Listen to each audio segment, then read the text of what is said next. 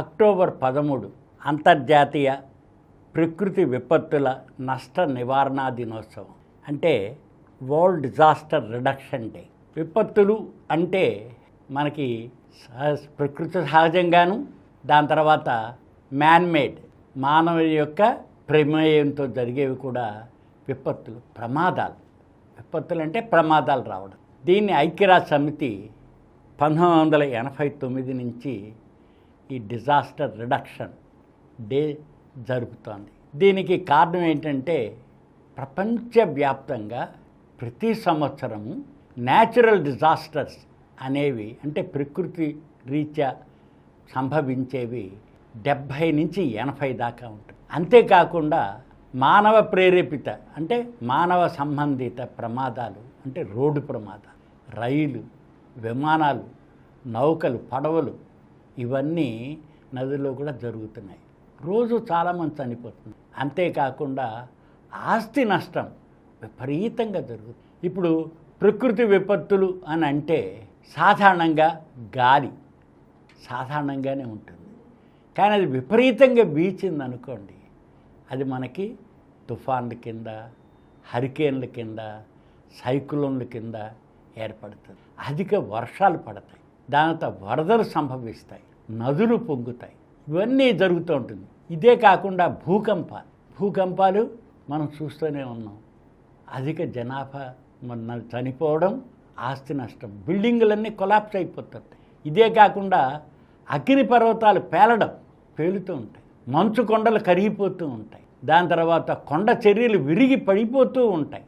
ఇవన్నీ మనకి ప్రమాదాల కింద సంభవిస్తాయి. అంతేకాకుండా ఫారెస్ట్ ఫైర్, బడబాగ్నులు అంటాం మనం, అడవులు తగలడిపోతుంటాయి, అందులో ఉన్న గ్రామాలు ఇవి కూడా ఖాళీ చేయవలసి వస్తుంది. జంతువుల మీద చాలా ప్రభావం, చెట్లు చేమలు ప్రమాదానికి గురవుతాయి, మనుషులు చనిపోవడం, మనం కట్టుకున్న కట్టడాలు కూలిపోవడం, ఇవన్నీ జరిగిపోతూ ఉంటుంది.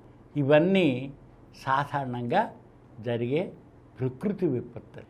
ఇవి ప్రతి సంవత్సరం ఐక్యరాజ్య సమితి ప్రకారం $202 బిలియన్ ఆస్తి నష్టం అవుతుంది. అంతేకాకుండా $2.3 ట్రిలియన్ ఆర్థిక వ్యవస్థ మీద ప్రభావం చూపిస్తున్నాయి. అందుకని వీటి గురించి అర్థం చేసుకోవాల్సిన అవసరం చాలా ఉంది. ఇంకా మానవ ప్రేరేపితం అంటే రోడ్లు, రైళ్ళు, విమానాలు, దాంతో పడవలు, నౌకలు, వీటిల్లో సంభవించే ప్రమాదాలన్నీ కూడా మనకి డైలీ జరుగుతుంది. గ్యాస్ సిలిండర్లు పైలిపోవడం చూస్తున్నాం, గ్యాస్ పైప్ లైన్ లీక్ అయిపోవడం చూస్తున్నాం. ఇవన్నీ కూడా రోజు జరిగే మనకి మానవ ప్రేరేపిత ప్రమాదాలు. వీటి నుంచి మనం బయటపడాలి అని అంటే మనం ఏం చెయ్యాలి అన్నది కావాలి. దాంతో ఇండస్ట్రీస్, మానవ ప్రేరేపితం ఉన్న దానిలో, ప్రమేయం ఉన్న దానిలో, ప్రమాదాల్లో ఇండస్ట్రీస్, అందులో కెమికల్ ఇండస్ట్రీస్ మరీను. దీనిలో మనం చూస్తున్నాం, కెమికల్ ఫ్యాక్టరీస్లో గ్యాస్ లీక్ అయిపోతుంది. ఇందులో మనం చెప్పుకోదగ్గ పెద్ద chemical tragedy 1984 Bhopal gas tragedy. కొన్ని వేల మంది ఎఫెక్ట్ అయిపోయారు, చనిపోయారు. ఎందుకని? అది యూనియన్ కార్బైడ్ ఎరువుల ఫ్యాక్టరీ నుంచి మిక్ గ్యాస్ లీక్ అయింది. అది స్ప్లిట్ సెకండ్లో జంతువులు, మనుషులు చనిపోయారు, అందరూ. దాంతో ఎంతోమంది గాలి పీల్చి ఇదైపోయారు. ఇంతేకాకుండా చెర్నోబిల్ న్యూక్లియర్ రియాక్టర్ పేలింది, అదంతా చుట్టూ స్ప్రెడ్ అయిపోయింది. ఇంతేకాకుండా రీసెంట్గా మనం చూస్తే COVID-19 ప్రపంచాన్ని ఎంత అతలాకుతలం చేసింది. ఇవన్నీ మానవ ప్రమేయంతో జరిగే ప్రమాదాలు.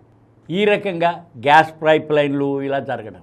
ఇంతేకాకుండా డ్యాములు బీటలు వారి లేకపోతే గేట్లు కొట్టుకుపోయి ఆ నీళ్ళన్నీ కిందకి చేరిపోతాయి, ప్రమాదాలు కడగజేస్తాయి. భూకంపాలు వచ్చినప్పుడు ఎలా అయితే ఇది జరుగుతున్నాయో ఆ రకంగా జరుగుతాయి. ఫ్లడ్స్ మనకు చూడండి, పంటలన్నీ శుభ్రంగా పండుతాయి, కానీ అధిక వర్షాల వలన ఫ్లడ్స్, వరదలు వచ్చేసి మొత్తం చేసేస్తాయి. జనజీవనాన్ని అతలాకుతలం చేసేస్తున్నాయి ఫ్లడ్. ఎందుకని?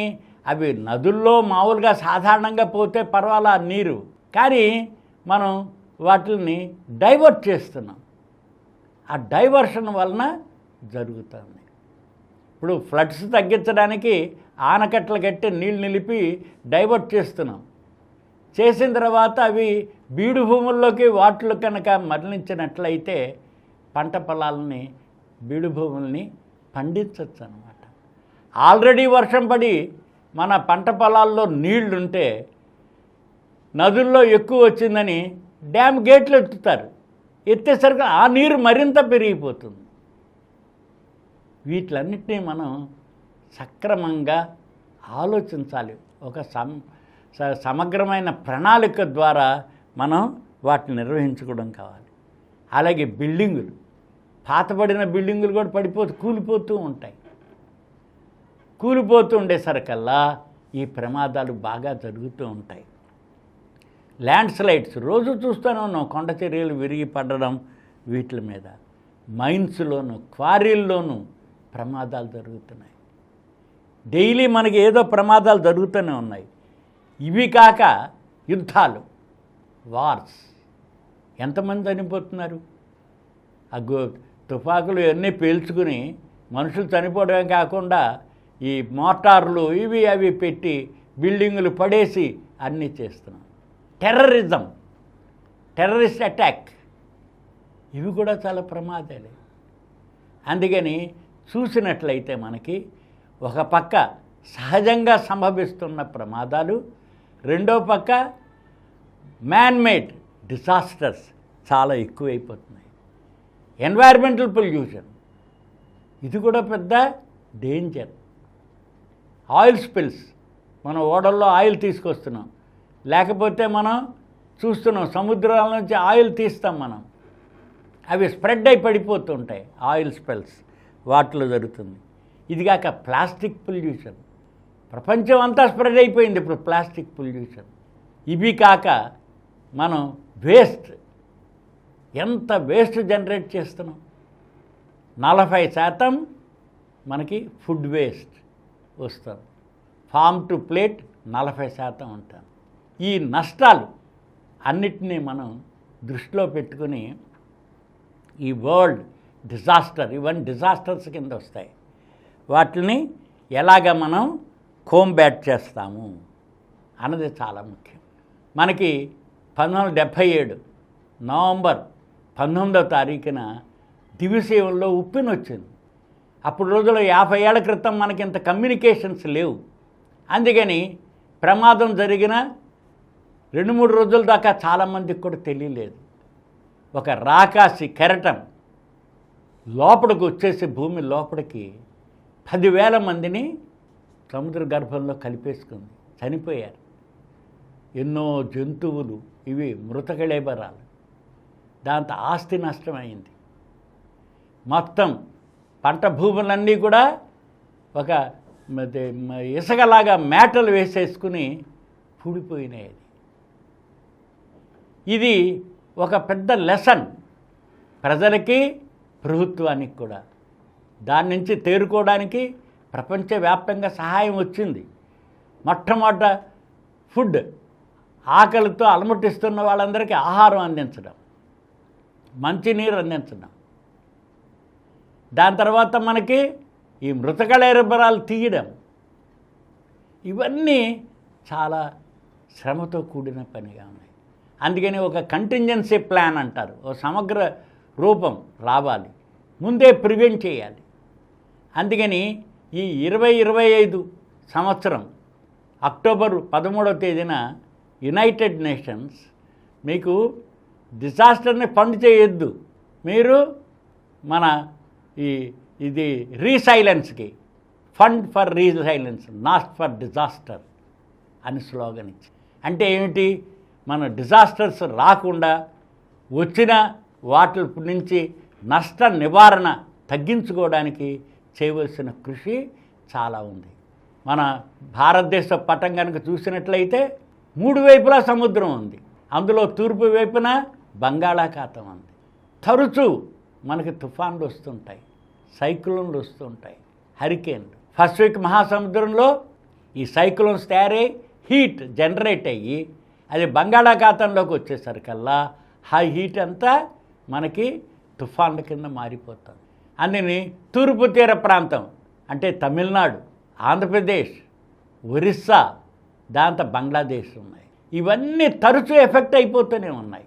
ఈ ప్రాంత ప్రజల్ని అప్రమత్తం చేయాలి, అప్రమత్తం చేసి ఎడ్యుకేట్ చేయాలి. దాని తర్వాత ఇప్పుడు మనం పూర్వం రోజుల్లో ఇంత కమ్యూనికేషన్ లేవు, అంతరిక్షాన్ని మనం జయించాం, ఎన్నో సెటిలైట్స్ పెట్టి వాటి ద్వారా మనకి తుఫాన్లు రాక వాటి యొక్క గమనం ఈ సెల్ ఫోన్స్ ద్వారా తెలియజేస్తున్నాం. వాతావరణ పరిస్థితులు ఎప్పటికప్పుడే.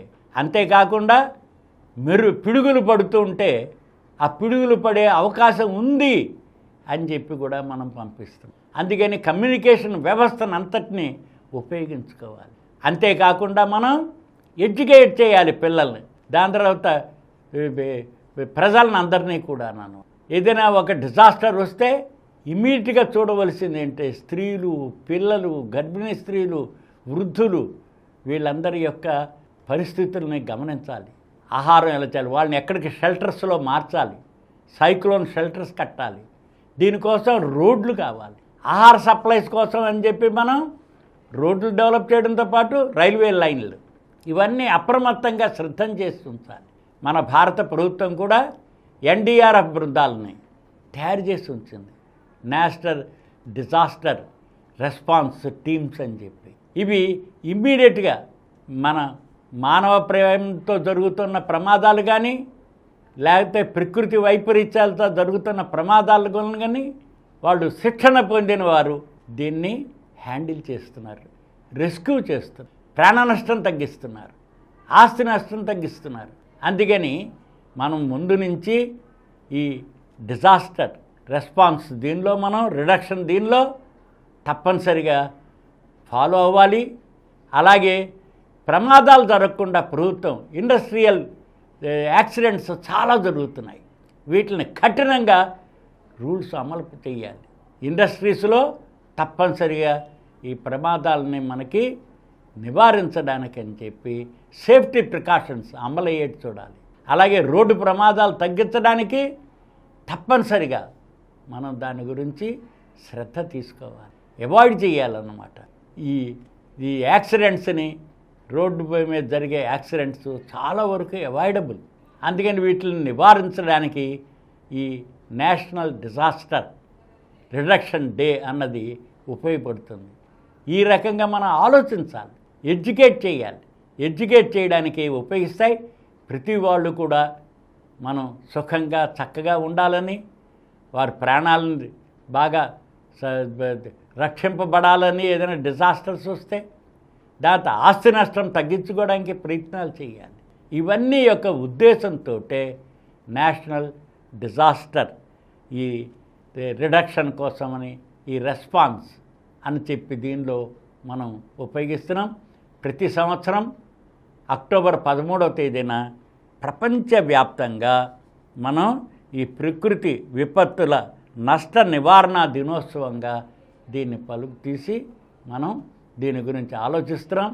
దాంతో కొత్త ప్రణాళికలు కావాలి. దాంతో ఇప్పుడు వచ్చిన మనకి కంప్యూటర్ టెక్నాలజీ వచ్చేసింది, ఏఐ వచ్చేసింది. వీటిలన్నిటినీ ఉపయోగించుకొని చక్కగా నష్ట నివారణకి మనం నడుం కట్టాలని ఆశిద్దాం. ఈ అక్టోబర్ 13వ తేదీ నేషనల్ డిజాస్టర్ డేని సక్రమంగా మనం అర్థం చేసుకుందాం. ఈ కార్యక్రమం మీకు ఎంతో నచ్చింది కదా. ఇటువంటి మరిన్ని వీడియోల కోసం అనతి కాలంలోనే 20 కోట్లకు పైగా వ్యూస్ సాధించిన సమరం ఛానల్ సమర్పించు సమరం సైన్స్ వరల్డ్ ఛానల్కు సబ్స్క్రైబ్ చేయండి, లైక్ చేయండి, మీ ఫ్రెండ్స్కి షేర్ చేయండి. అలాగే ప్రక్కనున్న గంట సింబల్ని ప్రెస్ చేయడం మర్చిపోకండి.